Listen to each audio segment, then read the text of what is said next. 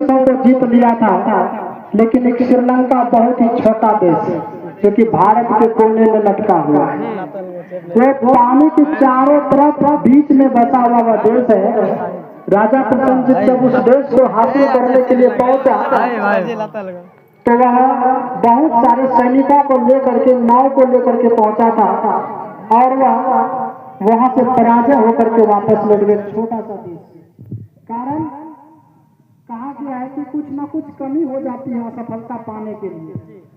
तो जब वह वापस लौट गया तो राजा प्रसन्नजीत ने सोचने लगा कि आखिर हम बड़े बड़े देशों से मैंने प्राप्त कर लिया, इस छोटे से श्रीलंका को मैंने प्राप्त नहीं कर पाया, इसका क्या कारण है। और तो मंत्री ने बताया कि इसमें कुछ कमी हो गया होगा जिस कारण से पराजय हो गए। दोबारा गया, दोबारा भी वह पराजय हो गया और श्रीलंका वासियों ने उसे रगेद करके मारा और भागते भागते तो राजा प्रसन्नजीत गुफा में पहुंच गया और बेहोश हो गया। और जब होश आया तो चींटी को उन्होंने देखा तो अपने भोजन के लिए दीवार पे चढ़ता था, फिर फिसल जाता था, दीवार पे चढ़ता था, फिसल जाता था। एक बार इतना जोर लगाया कि वो दीवार पर चढ़ ही गया और उसे एहसास हो गया कि जब ये चींटी अपने भोजन के लिए बार बार प्रयास करने से वहां तक पहुंच सकता है तो मैं तो एक मनुष्य हूँ, मानव हूँ, मैं देश को क्यों नहीं जीत सकता हूँ।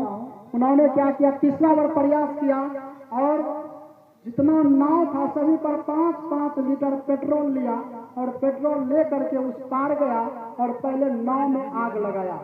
तब सैनिकों को कहा कि अब देखो मरना है या मार देना, भागने का साधन बचा नहीं है, इसलिए अब मरना है या मार देना है। होश आया, सब में अपने ताकत आया, बल आया और जोर से युद्ध किया, श्रीलंका को जीत डाला।